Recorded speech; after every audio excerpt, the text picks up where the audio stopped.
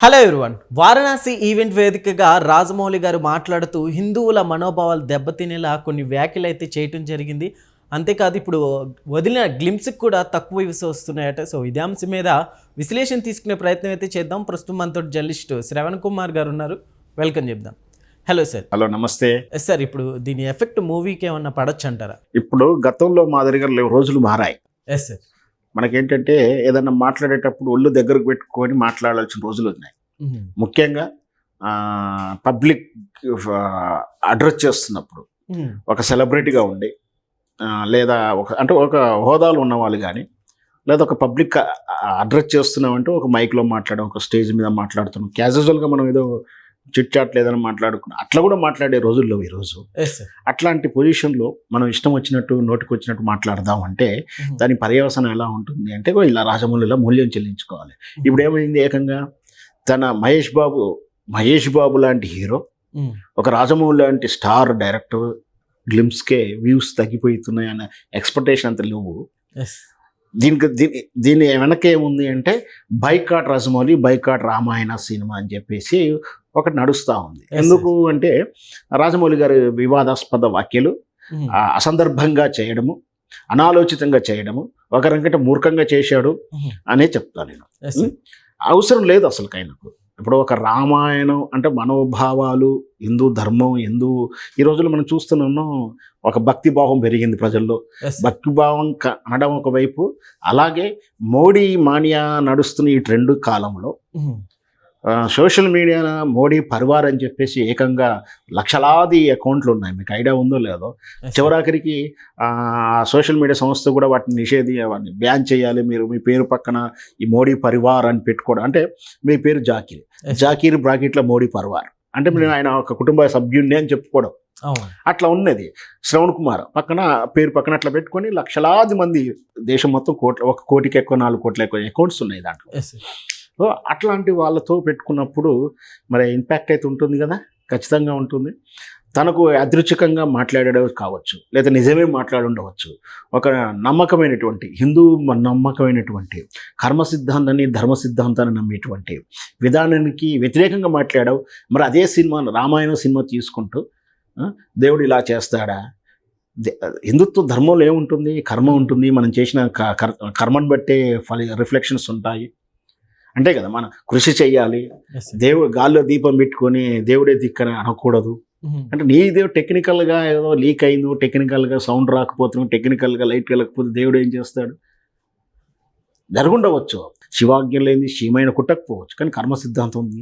ఇది నువ్వు చేసిన తప్పుకు దేవుడిని అనడం, నాకు దేవుడు అంటే ఇష్టం లేదనడం, ఇష్టం లేని దైవత్వం మీద నువ్వు సినిమాలు చేసి కమర్షియల్ చేసుకోవడానికి నా ధర్మం ఏమైనా కథా వస్తువా, అమ్ము వస్తువా అనేది వీళ్ళు మనోభావాలు దెబ్బతిన్నాయి.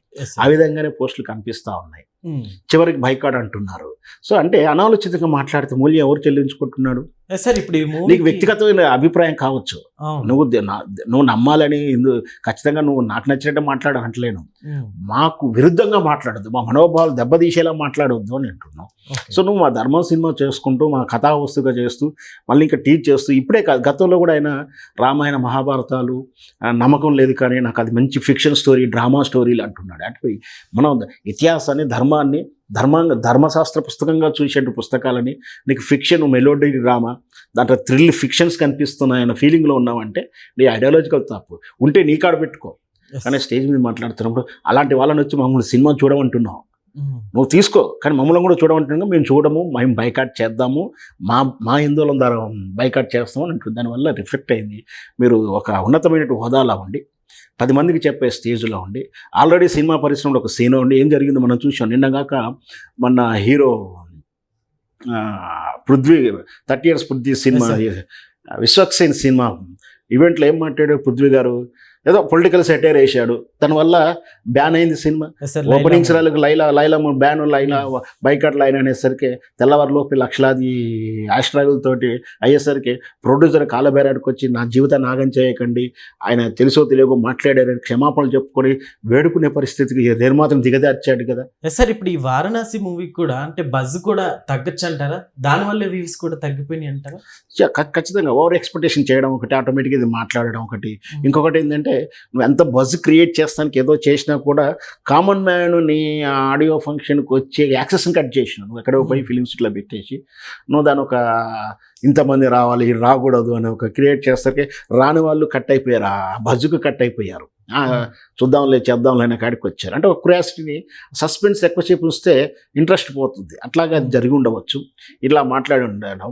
అదే నేను ఇంతకుముందు చెప్పబోయిందంటే అట్లా నిన్నగాక మొన్న పృథ్వీ మాట్లాడితే సినిమా ప్రొడ్యూసర్ నష్టపోయాడు. శ్రీకాంత్ అయ్యర్ కూడా ఒక కామెంట్ చేసాడు గాంధీ గురించి. ఆ సినిమాకు ఎఫెక్ట్ వస్తే ఎమ్మటి సారీ చెప్పాల్సి వచ్చింది. ఇప్పుడు నీవు ₹1 కోటి 1000 కోట్ల రూపాయల బడ్జెట్ సినిమాకు నువ్వు బాధ్యతారహితంగా మాట్లాడుతున్నప్పుడు మరి ఎట్లా ఎవరు నష్టపోతారు? నీ ప్రొడ్యూసర్ నష్టపోతారుగా. సో ఇప్పటి నుంచి ఎవరైనా సరే రాజమౌళి కానీ రాజమౌళి లాంటి పబ్లిక్ అట్రాక్ట్ చేసి ఎవరైనా సరే ఒళ్ళు దగ్గరికి పెట్టుకొని మాట్లాడాలి. ఇతరు మనోభావాలను దెబ్బతీసేయాలని భావస్వేచ్ఛ ఉండకూడదని దీని ద్వారా ఈ నా రామాయణ సినిమా ద్వారా గ్లిమ్స్ వ్యూస్ రాకపోవడానికి కనీసం రెఫ్రికేషన్ అయినా చేసుకోవాలి అనేది మన ఉద్దేశం. సార్ ఇప్పుడు ఈ వారణాసిని బ్యాన్ చేసే విధంగా ఇప్పుడు చాలా మంది చూస్తున్నారు. సో అదేమన్నా అవుతుందంటారా?